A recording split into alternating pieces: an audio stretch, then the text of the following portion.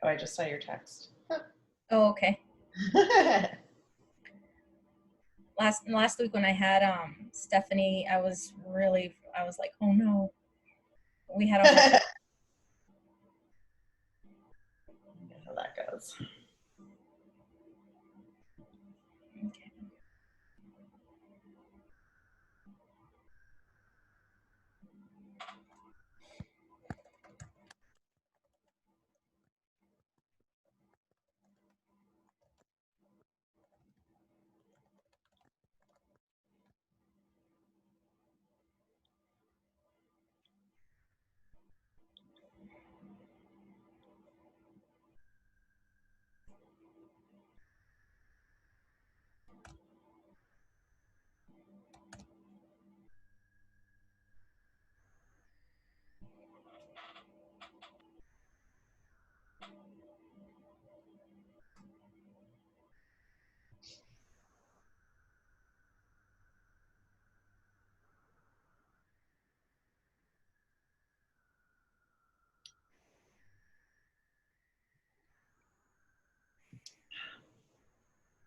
And so sorry for those who are watching. We're probably okay. I think we're live now. Hi, everyone. My name is Angelica Rubio. I serve in the New Mexico State Legislature, representing District 35, which is the great city of Las Cruces here in southern New Mexico. And I am super excited to have our special guest today, Secretary of State Maggie Toulouse Oliver. Welcome to Spill the Beans with Rep. Rubio. Thank you. I'm so happy to be here with you, Representative. Absolutely. So Maggie, I started Spill the Beans a few years ago, just at local coffee shops in Las Cruces. I think you might have shown up to one on accident at coffee back in the day. And so essentially it's super informal. It's just a time to like really share a lot of the work that we're doing, but also having an opportunity to allow constituents to get to talk to their elected officials, which I think is super important, especially as we are, 54 days until the election. And I know that every year we always say, oh, it's the biggest election of our lives. But right. I think this is truly the most important election of our lives. And so I just wanted to spend this this time talking about what it looks like for you, particularly as the Secretary of State of New Mexico, who handles all of the voting and anything related to voting in the state. But before we get into the Saturday conversations that I like to have with over coffee, like voting, I just wanted to just take a moment. Yes, thank you for bringing your coffee. I've already had way too much coffee today, so just FYI. But before we get started, just some housekeeping stuff for those of you who are watching. You can leave comments. If you're watching from Facebook Live, you can leave comments on the video itself, and we can answer them as we go along. And for those of you who are watching on Zoom as you registered for the link, please feel free to use the Q&A, and we will answer as many questions as we can during this conversation. I know Kat Sanchez has already commented, and I really appreciate you all watching this Saturday morning. Maggie, before we get into the hard conversations of elections and voting and all that stuff, why are you Secretary of State? Like, when did you decide that voting and engagement and limiting voter suppression was the thing that was going to be your thing? Gosh, that is such a good question. And I think, well, first of all, again, Representative, thanks for having me. I'm super excited to be with all of you here today. I wish I could actually be down in Las Cruces right now. I think we're getting to a point where it seems like, with the numbers are looking pretty good around the state, that it feels maybe safe to travel around a little bit more, especially within the state. And so I would love to get down there and see you guys very soon, by the way. Missing all of my Las Cruces, Doña Ana County people very, very much right now. But So yeah, this may be a therapy session if we're going to try to dig in and figure out where that motivation came from. But to kind of give you like a brief background on me, I was just a person who grew up in a very politically aware but not politically active family. However, voting and that basic fundamental democratic participation was always something that was baked in from a young age. I went to the polls with my mom when I was 4 years old for the first time, and so it was just sort of a given throughout my life that we would be participating in our democracy. And I grew up in a democratic household, very just aware and paying a lot of attention to the issues. So right out of high school, I started working on campaigns, and I just got my feet wet right away.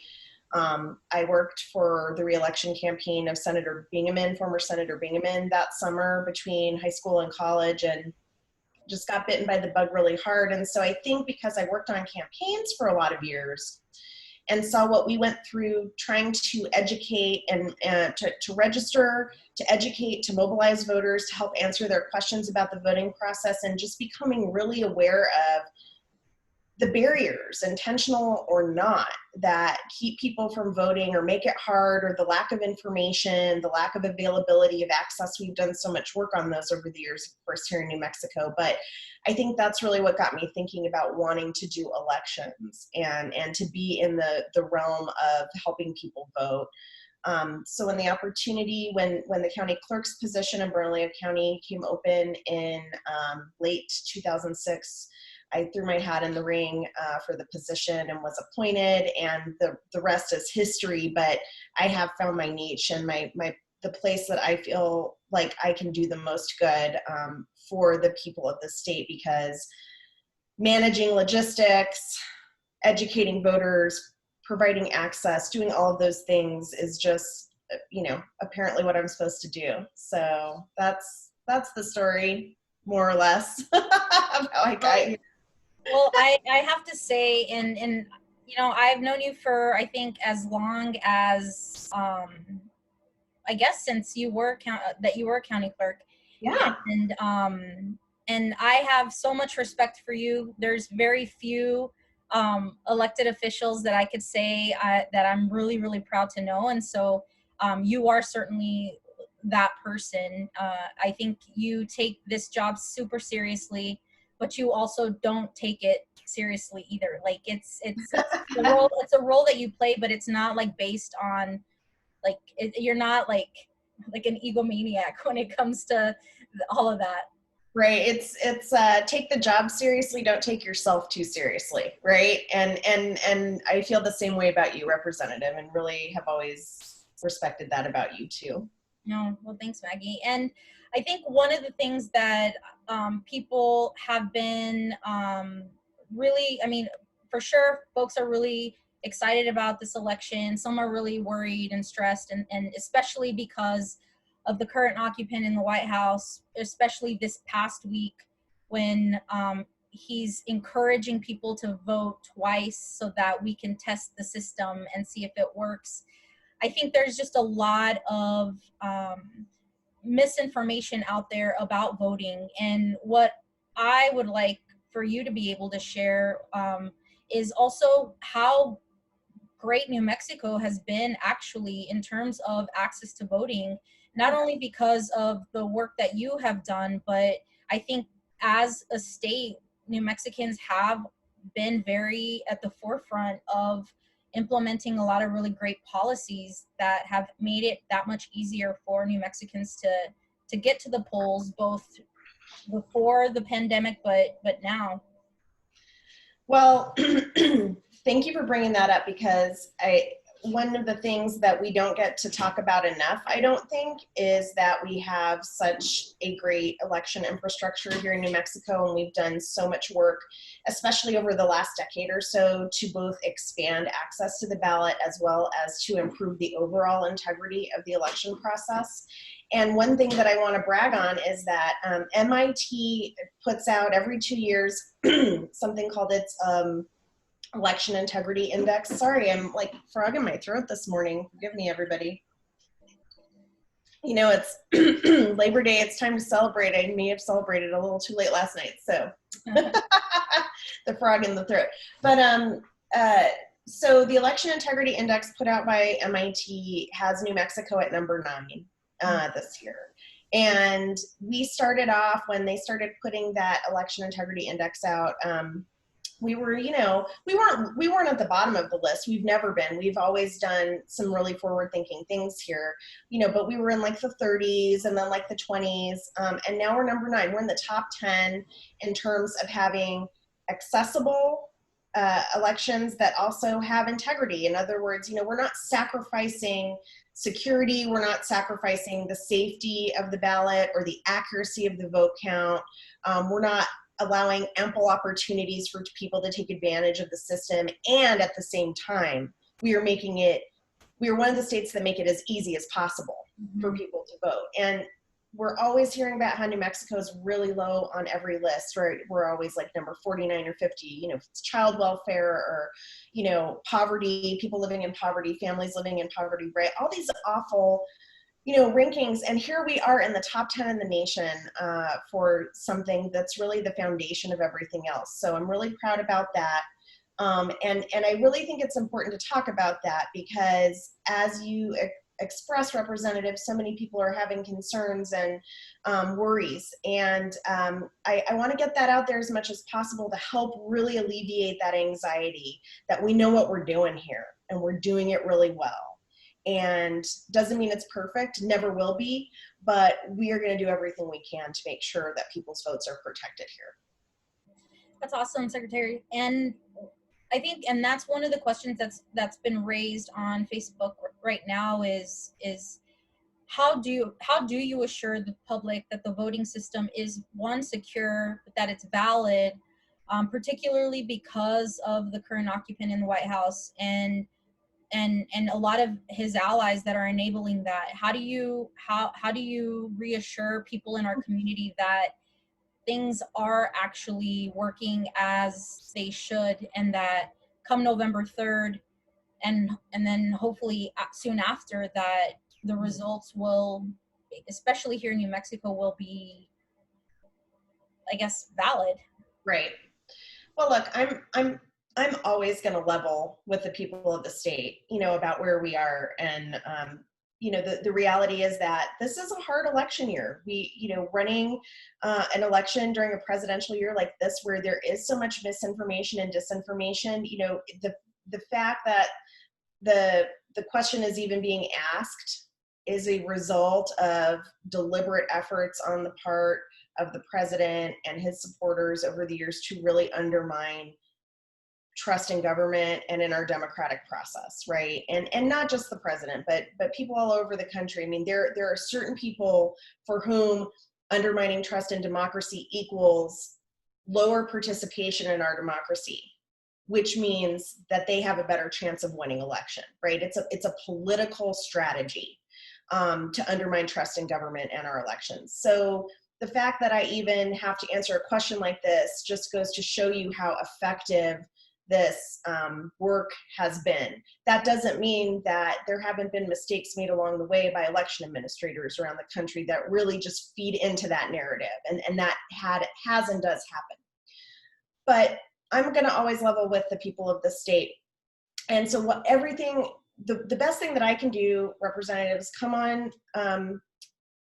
come and speak to groups like this. And I'm doing one almost every single day between now and election day to talk to folks about, look, this is how our system works.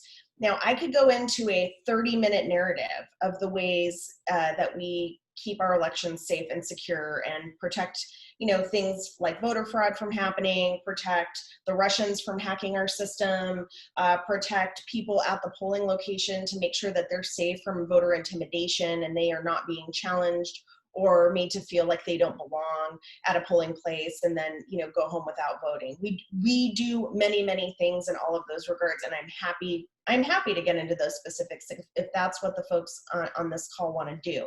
But what I can tell you is that what I have to do is basically talk to folks every day, just like you all, and talk about what it looks like and really get into the details and explain how we are doing things here to keep our elections safe and secure. And to your point, Representative, accurate.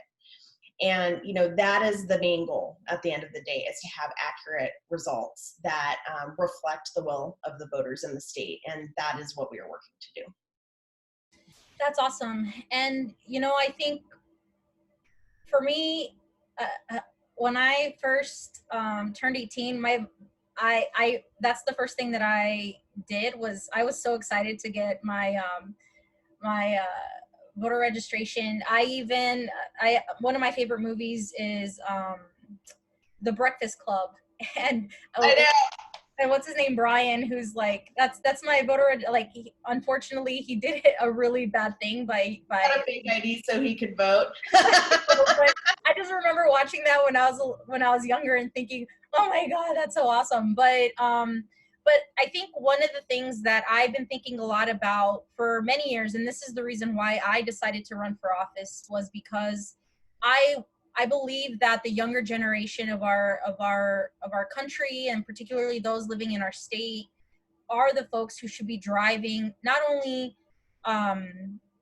the message, but setting a tone in terms of what we've been where we should be heading as a state, but also as a country. And I think this summer we've seen a lot of that. I mean, we've seen it a lot in the last several years, but this summer it has been that much more powerful, where this nation is in a moment of reconciliation around how we address issues of race. And I think it's in the minds of a lot of the people who I represent, and I know it's something that's keeping me up at night a lot. And so I think that when it comes to issues that we are constantly discussing, a lot of what I bring to the legislature is challenging people to think in terms of intersectionality, and how race and equity is actually within all of it's not just a one issue type of situation, it's multiple. And so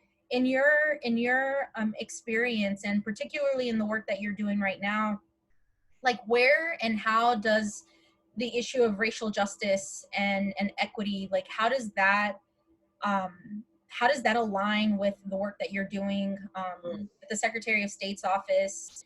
Not necessarily in the lead up to just the election, but just in an everyday life of the work that you're doing. Gosh, such a good question. I don't think that it's possible to decouple racial justice and equity from the voting process and the democratic process. And in fact, if you look at the fraught history of access to the ballot in this country, and all of the work that has gone into keeping certain kinds of people and certain groups of people from being able to cast a ballot, so that the power could be maintained, by white elites over the centuries of this country, I don't think, for me, it's not possible to go into my job and think about voting and think about making sure that every voter has equal access to the ballot in New Mexico without thinking about these issues. And I couldn't agree with you more that, this summer and all of the upheaval that we are seeing in our society, it's simultaneously very scary, right? But it's also very invigorating, because I do see this new generation of leadership trying to force our country to really finally have a reckoning about racism, and about the fact that we are fundamentally a racist nation, which is actually just a realization that even I only recently had. And, this, as somebody who has spent my life believing very strongly in racial equity and justice, and really only came to grips with that understanding myself within the last couple of years. So I think that this is an incredibly important time, and we cannot separate the need to make sure that folks who are activists on these issues, who are going out into the streets and protesting and making sure that these issues stay at the absolute forefront of the minds of everybody in this country, also need to be able to make their voices heard at the polls, because that's the only way leadership in this country is going to align with what the people want. So everything that I do in my office is thinking towards how do I make it as easy as possible for somebody who's never voted, who's never thought about voting, who doesn't understand the mechanics, who might be intimidated, who might not have easy access to information. What can I do to help them try and cast a ballot? Lastly, I know I've been kind of rambling on about this issue, but what in specific, one of the areas we really focus on in my office is our Native communities, because we've historically, you know, these are communities that have been historically disenfranchised. It's taken the Department of Justice coming in and consent decrees forced to really even get them adequate access to the ballot box in most tribal communities across the state. And now we really have to close the participation gap, because you also have to remember that these are communities where trust has been broken with them between federal and state government and the tribal communities for centuries, right? So we have a lot of work to do to make good on the promise of democracy for those communities as well. And we are doing that work, but it is not a short-term process. It is going to be a long-term process, and I'm looking forward to being in that for the long haul. Yeah. No, and I appreciate that. I think that's been one of the most exciting thing about having you as Secretary of State is your ability to think in terms of, to envision a big picture, and also understanding that it is going to require work, right? It's going to require a lot of process. It was one of my biggest complaints during committee this week, actually, that people within our leadership have a tendency to be very cynical and very unwilling to really think beyond just their own tenure. And I think in politics, that's what's really hard for, I think, many of us who we're serving because we want to not only just make the world better for everyone right now, but we also want to make sure that it's better for the next generation as well. And I think for a lot of people, that's always like really, really hard to conceptualize. And so I really appreciate what you just said, because yeah, things aren't perfect right now. They're as good as they can be at the moment, but how do we make them that much better? For folks who are watching, it looks like this is one of the most largest viewership that I've had at Spill the Beans, because I think it's the Secretary of State. But we've had, I know that a lot of people have been commenting, but if you have any specific questions for our Secretary of State, please feel free to add them to your comments on Facebook Live. If you are participating through Zoom on the webinar, please go ahead and use the Q&A tool and add your question there. One of the questions that I had, Maggie, and this is kind of just off of what I experienced in the special session, is just the amount of things just are constantly moving so fast, right? Yeah. In terms of legislation. And I know that last year in 2019, there was a lot of really cool reforms that took place, which I'd really love for you to explain, particularly in how that will impact this upcoming election. And then also maybe describe, like, what are some of your ideas moving forward? Like, do you have any particular ideas or specific policy ideas for January as we move into the legislative session? Definitely. So yeah, I know I was thinking, gosh, we're having kind of an esoteric conversation about elections this morning, which is nice, because I do think really digging into the meat of these issues is where it's at, right? If we want to inspire folks to cast a ballot, we have to get past just like the mechanics of voting sometimes and get into the why. But in terms of the mechanics of voting, you know, this year, I think it's more important than ever to get information out about how, where, and when people can cast a ballot, just because the pandemic has just really upended so many things in our lives. And I don't know about you all, but I'm experiencing something on an almost daily basis now that I call COVID brain, and you may have a name for it too, but it's just like brain fog, you know, from kind of just experiencing Groundhog Day. You know, you wake up and you kind of do your same routine and you don't really go anywhere or see anybody in person, right? So getting this information out is really important. So to your point, Representative, We couldn't have foreseen the pandemic hitting this year, but we had already done a lot of things that coincidentally increased access to the ballot, even in light of the pandemic, before this year. And so when, I hate to say things like, we were in really good shape, when the pandemic hit, but it's true. So obviously over the years, we've created a lot of online access to voting tools, such as the online voter registration portal at nmvote.org. We had rolled out in 2018 the online absentee ballot application, which, by the way, I just want to let everybody know that's open now. If you want to apply for your absentee ballot online at nmvote.org, please do so. It's super quick and easy to do, and you'll just get it in the queue. And when ballots are mailed out starting on October 6th, your ballot's just going to come to you in the mail that first week of the election. So that'll be nice. So we have put all those reforms in place. We also made changes to, I think the biggest reform that we made that we all kind of experienced last year around this time was that we consolidated all of our nonpartisan local elections. So instead of having to go to the polls like, 3, 4, 5 times a year, for all these little tiny elections that sometimes people didn't even know about, we have one election every November, right? And in an even numbered year like this, it's a general election. In an odd numbered year, it's a local nonpartisan election for school board and city council and mayor and, whatever, hospital taxes and, all sorts of things like that.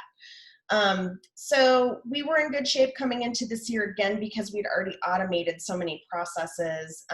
What we hadn't done was built out the infrastructure for mail-in voting the way that I think we could have had we had more time right before the primary. And so we had record turnout in the primary for any primary election ever in New Mexico history, and we had record absentee voting turnout in that election as well. So 2 firsts. And county clerks, many were totally ready and prepared and banged it all out really quickly. Many were caught off guard, had a little bit more trouble. We had some issues with the mail service, particularly down in Doña Ana County, with the mail going out to El Paso and coming back. So we learned some lessons about building a relationship and accountability with the Postal Service. As you recall, Representative, you all passed a bill this summer that now we're going to have intelligent barcodes on every mail ballot so that a voter can actually track their ballot through the entire process rather than just looking to see if it's been mailed to them or received back. That way voters can make educated decisions about, okay, my ballot's been hung up somewhere. Do I have the time to wait for it to get to me? Should I contact the post office? Should I contact the county clerk? Or should I just go vote in person? Because, I'm concerned now that my ballot's not going to arrive, or, and to really make these informed decisions. So we have all of these tools in place that voters can use. Again, I want to reiterate, nmvote.org. We have kind of everything at this online portal that folks can use. You can register or update your voter registration. By the way, you still have some time to do that, about a month left. I want to encourage folks to make sure their address is up to date on their voter registration, especially if you're going to be voting by mail. You can apply for that absentee ballot. You can track your absentee ballot on that portal, and in about a week or so, and we'll have a big announcement on our social media and everything, we'll have sample ballots available. So you can just start, going through your sample ballot and making your, voter decisions and going like, oh, shoot, I don't even know what this office is or who these candidates are. I need to look these guys up. I need to look at the League of Women Voters Guide, whatever it is. So those are a lot of the steps we took before 2020, and then some of the steps we've taken in 2020 to get ready for this fall and to make sure we're ready. And I know you had a question. Sorry, because I'm not like short-winded. I like to give so much information. Oh, I'm the same way. I'm the same way. But to answer your question, yeah, I think there's some, because the thing about elections, and I kind of have already said this, but there's no such thing as a perfect election or a perfect system, and we kind of always want to be tweaking and improving, and we're always looking at ways to improve access. I think we need to think in New Mexico about, do we want to be such an accessible state that we want to replicate the models of Colorado, Utah, California, Oregon, and Washington and go to being a state where a voter just automatically gets a ballot. You're registered to vote, you automatically get a ballot, you get it in the mail, and then you choose if you want to mail it back, if you want to drop it off at a drop box, if you want to go to a polling location and stand in a booth, right, and put it in a machine. I think that's a direction we need to think about going in New Mexico, because it really is working and participation is so much higher in states that do that. So we need to think about that. We need to think about, you know, we, as you recall, Representative, we had this weird provision that got put into our temporary election bill this summer that makes it so that people who don't have a party affiliation can now vote in the primary. And that's something that I conceptually support, and I know a lot of the members of your caucus conceptually support, but some felt like it was done in a way to try to kill the legislation, which I personally think it was. And some felt that it doesn't go far enough, right, because there's still going to be people left out of the process. So I think talking about opening up our primaries is another big reform. So those are a couple of the directions, and I know everyone would love to hear what you're thinking about too, and how you feel about those issues. Yeah, you know, the special session, that was one of the bills that I was listening to it as it was happening in the Senate, and it was just one of those WTF moments where I was like, what is happening? Like, why? How is this all of a sudden a thing? Like you, I conceptually believe and will support any legislation related to open primaries. I think that is something that we need to consider as a state. Right. I just was so confused that here we are trying to create opportunities to make it easier for people to vote, particularly our Native and Indigenous communities in very rural and isolated areas. And then suddenly there's this thing of open primaries that is just slipped in at the last minute. Nobody like knows, and then there's it just looks like it's gonna fail, and it does. We have to like bring it back into the house because That was a nightmare. yeah, because there were people in the house who felt like we shouldn't support the legislation with this, what we called a what is it, a pill, I forget, Poison pill. the poison pill. But in the end, we had to support it because these temporary voting changes were going to really help address what many Indigenous and Native communities are facing in many of the remote parts of the state. And so that's one of the questions actually that we have in the Q&A is from Kat Sanchez, is what is the likelihood that the temporary voting changes that we did pass in the special session, how is that something that we could potentially move as making it more permanent moving forward? Because that's another question that Kelly Dinsmore has asked about. What can we be doing better to help and support our Native and our Native and Indigenous communities? And so, Great, yeah. Great questions. So I think first and foremost, it's, you know, Kat, it's going to be really important to get through this election. These temporary changes that we made were made with foresight, sort of foreseeing issues that could potentially happen during this election based on some lessons learned from the primary that we think are going to prevent the same kind of issues from coming up this time.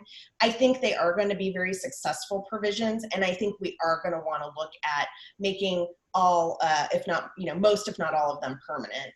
And in specific, going to this question about our Native communities, for those who don't know, pretty much every tribal community in the state went on lockdown, during the early days of the pandemic, and was not letting outsiders in and out of those communities. And in fact, even enrolled tribal members from many of their communities could not get back home and into their community because they had been outside the community when it was locked down, right? So it was that strict to preserve the health. And as you will all recall, it was our tribal communities that were really impacted, we were seeing cases and deaths at a really high level in those communities. And so they were going, look, this is what we have to do to protect our tribe. However, we had these weird conflicts with state law, and frankly, they conflict with tribal sovereignty, because we say in state law, if you're going to have an early voting location, it's something we call a voter convenience center, which means any voter from the county has to be able to vote there. So basically the choice that we had to face with our tribal communities is to say, look, you have three options. You can either permit people to come onto your tribal land from outside if they want to, when that's not good for public health in your community. We can move it to somewhere off tribal land, because that's maybe a compromise we can do and still have it close enough for your voters, or you can decide to close it all together. We had a lot that were moved and many that were closed, because allowing, you know, outsiders into the community was just, that was a no-go. So we need to make sure that tribal sovereignty is respected and protected moving forward, but that we're protecting the community's ability to cast a ballot, because as a result, we had a huge drop-off in tribal voter participation for the primary. So we're hoping that this fix, that they can preserve their polling places without having to open them up to the outside public, will make it easier for tribal members to cast their ballot in this general election. What can we do? That's a hard one, because what we're doing in our office, and my office is, we have a Native American Voting Task Force. We're working together with NAVA, formerly the Native American Voter Alliance. We're working with the Department of Indian Affairs here in New Mexico. We have these partnerships across the board where we're working on getting information into those communities the best way we can. Sometimes that's literally printed, written out information. Sometimes it's radio ads in the local Native language. Sometimes it's social media, but the other challenge is we also have a huge digital divide with our Native communities. So many people in our Native communities don't even have access to the internet, right? Their way that they can get information is if it comes to them in the mail, or by word of mouth from a family member, or they happen to go to their chapter house, you know, to pick up supplies or what have you, and they get a flyer, right? So it's a really good question. I don't have a great answer, but there are organizations like NAVA EP. If you know, Google them, go on their Facebook page. I know that there's going to be some work around phone banking and text banking into these communities. They're really trying to get creative right now. And I think that's what we can all do, is just help try to support the efforts to get information into those communities. Yeah, and that's awesome. And yeah, going back to the special session, I think all of the things that you've just described are the very reasons why we had to really push many of the folks in our caucus to support the legislation, because at the end of the day, that poison pill, I mean, we can deal with it at a later date, but there's really no way for us to be able to just let go this idea of not providing more opportunities for our Native and Indigenous communities from voting. And I think to answer the question of like, what could we be doing, is that like, this isn't just the responsibility of, like, this isn't just your responsibility as Secretary of State, but it's also the responsibility of the legislative body and of our governor to address issues of injustice. Like this is an injustice, and the fact that and I think this is the moment that we're in as a nation, when we're addressing issues around Black Lives Matter and the racial injustices that exist across the country. Here in the state of New Mexico, our darkest moments have been around how we have treated our Native and Indigenous communities. That's and right. Like, how do we as a state address our own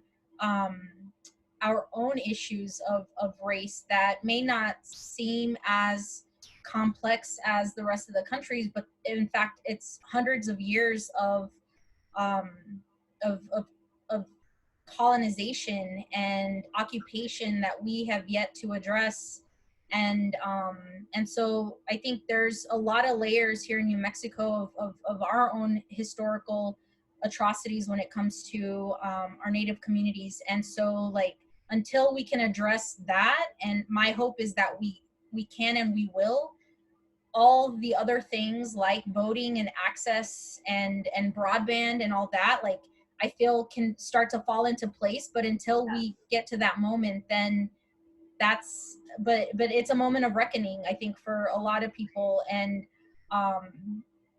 my hope is that the election in what is it, 56 days, will put a mirror to a lot of the candidates and the folks who end up winning their races, to say, like, this is a future that we need to address, and how are we going to do that? You know, I couldn't agree. I'm so glad we're talking about this issue. I don't get to talk about it enough, in my opinion. And, you know, the biggest challenge that we have is that it's a chicken and an egg problem. Because if you don't have participation from a community that needs to have an elevated voice, then the likelihood of electing people that are going to, you know, elevate and amplify that voice is much lower. And then when they don't have that voice amplified, and when they don't see a legislative body that has people, you know, that look like them. I mean, our legislature does. Let's be honest. It's wonderful that we have so many Native communities represented by people from those Native communities in New Mexico. We really do. I think we probably have better, in terms of the makeup of the legislature, I think our Native communities are probably outsizedly represented. But the problem is, I don't think that there is such thing, because we need to really amplify that voice. Otherwise, those communities are going to continue to get left in the dust. We're never going to have the reconciliation and healing process that needs to happen. We're never going to address the needs of those communities to bring them into the 21st century, whether it be healthcare or economic diversity or broadband, you know, which, quite frankly, we should talk sometime about how the internet is an election issue. You know, having access to the internet, it's an education issue, it's a healthcare issue, it's a voting issue, right? Like, without this fundamental infrastructure, you know, how do you get what you need in all of these other ways, right? So hopefully, to your point, Representative, we are going to elect people in this, you know, election that we are just weeks away from, that are going to really amplify those voices like we're talking about, and who really deeply understand the history of, as you said, colonization and occupation of tribal people and their lands, that understand the work that needs to be done, and that, most importantly, fundamentally understand these are sovereign peoples and nations, and we need to build trust and strong government to government relationships with these folks, and respect and listen to them, and try to act in their interests based on what they're telling us they want and need. That's going to be the key. And I agree wholeheartedly. I think this is one of the biggest issues that I've had to deal with in the legislature, is that, and when I bring up issues around equity, is because people just assume that people come up with policy ideas, and then they ask Native and Indigenous communities for their advice. Yes. As if that's gonna, like, solve everything. And it's like, no, actually, you're doing it all backwards. Like, you actually need to talk to Native and Indigenous communities, ask them what they think about issues in itself, and then you develop the policy. You don't just bring people in at the very end. And that has always been one of my biggest issues, that we have very little consultation with community members, and legislators just assume that they have all the answers, Right. when in a lot of times they haven't had real conversations with the very communities that they're serving.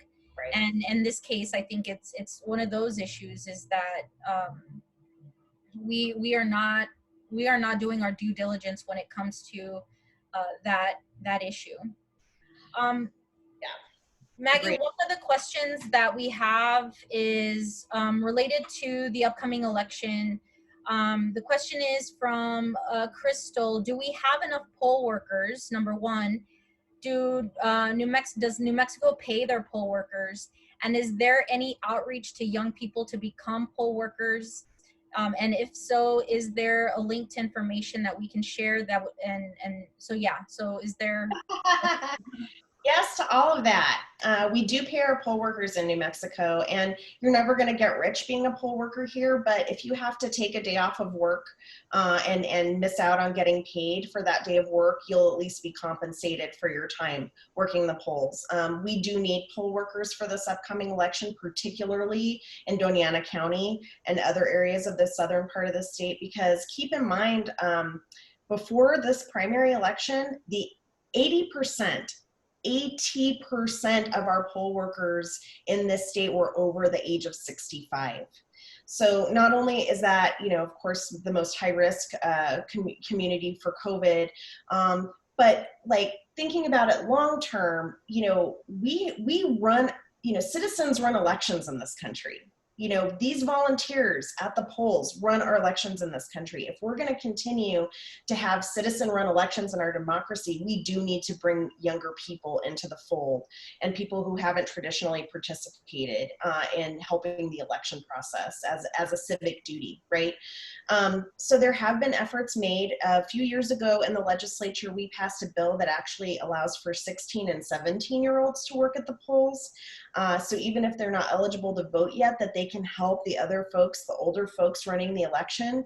It's been really successful in counties that have been getting the word out. Bernalillo County has done a tremendous amount of work, and Doña Ana County have really tried to get the word out, go into our schools, and recruit folks and bring them to polling places. But if you all know 16 and 17-year-olds who want to vote, and they get paid like everybody else, for a day of work, especially you get your check like right around the beginning of December. So if you're looking for a way to earn some Christmas shopping money, right?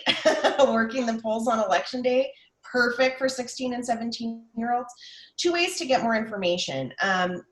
Just first and foremost, visit your county clerk's office. Doña Ana County, their website and their Facebook page, they have a ton of information about how to be a poll worker. And your county clerk down there, Amanda Lopez-Askin, this has been like her #1 priority, is recruiting folks for the polls, giving information about, how to sign up.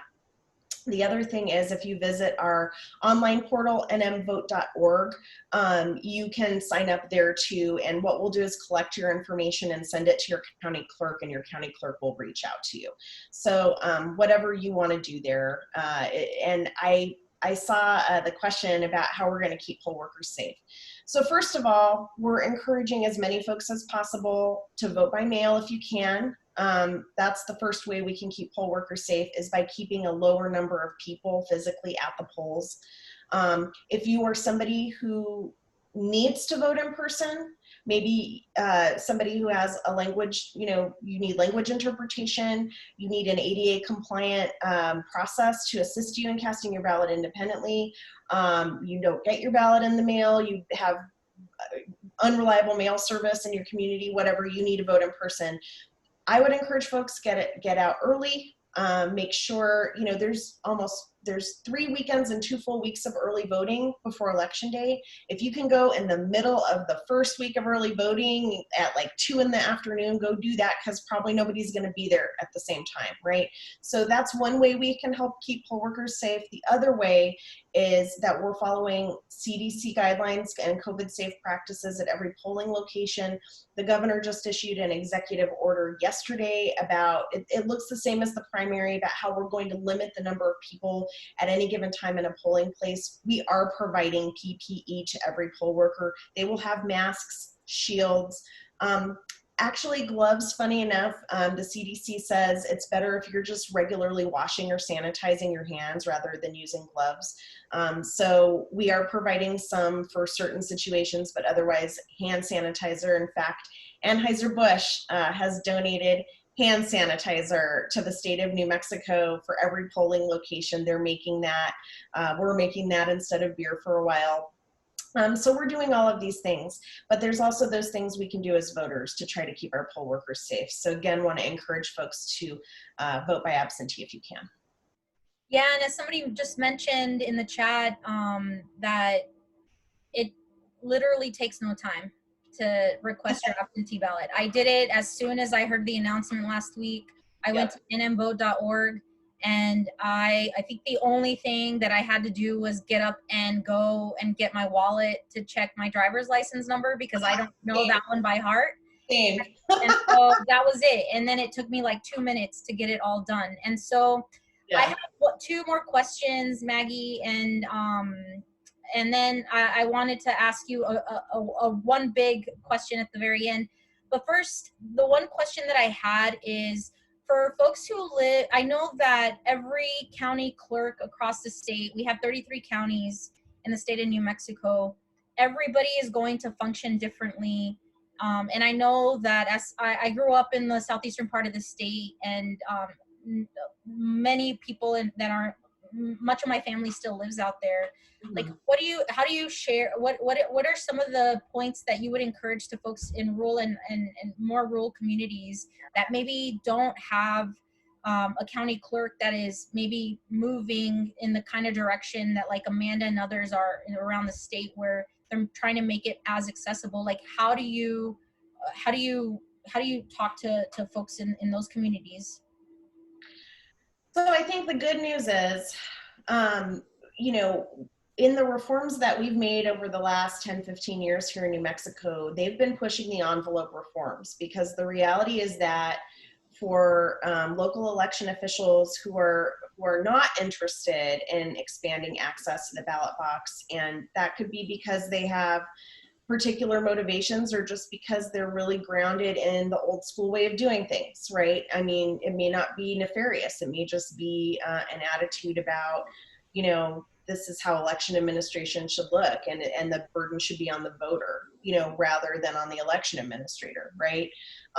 So we've been pushing the envelope, and when we got online voter registration passed, when we got same-day voter registration passed, where you can now register and vote through the early voting period. You know, right now it's only at your clerk's office. Starting next year, it's going to be everywhere, every polling location and every election day location, right? These are reforms that are, you know, taking these kind of folks that you're talking about, Representative, and really kind of forcing them to continue to expand that access.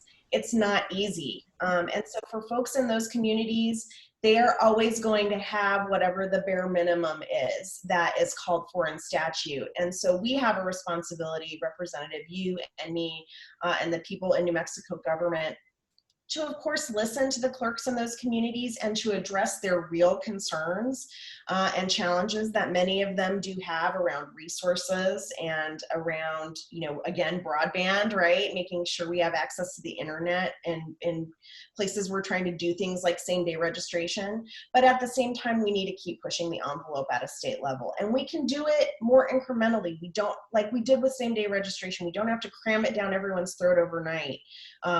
All of a sudden it's available everywhere. But that's what we need to keep doing for voters in those communities. The fact that they have access to early voting, and many of them have mobile early voting in their communities, even a couple of days during the early voting process, that they have access to online registration and same-day registration at their clerk's office. This is like miles and miles improved from where it used to be, but we still have to keep doing that work.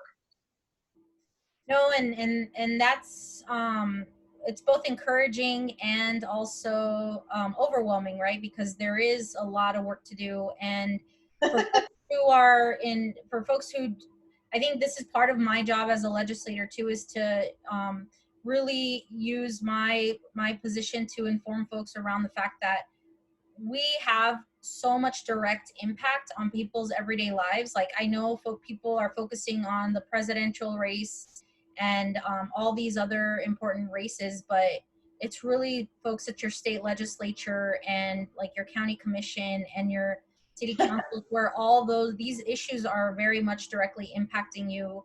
And those are the races that we should really be discussing. One last question, and this is one of the questions that it's part of a question that somebody had talked about earlier in the comments around.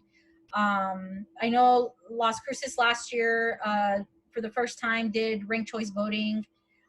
in the state. So wanting to get your thoughts on that, but also like how does that also fit in the future of elections? I know that there's a lot of really cool ideas happening all across the country, particularly, I mean, my parents are immigrants from Mexico, of course, in the state of the, I mean, in the United States, you as an immigrant and an undocumented person cannot vote. Like Right. there's all these different really creative things that are happening to really make voting as inclusive as possible. Like Yes. if you had a magic wand, what would be your ideal voting situation in the state of New Mexico? Um, so I already talked about one piece of that, which is moving us to a universal ballot delivery system. I want every registered voter in the state. I want it to be extremely easy for them to register. It is basically automatic and automated already. I want it to be easy for their address to just be automatically updated when they move and they change it at MVD, it automatically changes your registration. I want you to be able to get a ballot automatically as a result of that and let you choose how you return that ballot. I do want to open up our primaries so that it is a more inclusive system that way where voters feel like they're able to, participation begets participation. So if we have any of our process that is blocked off from an otherwise eligible voter, that's a barrier that needs to be removed to participation.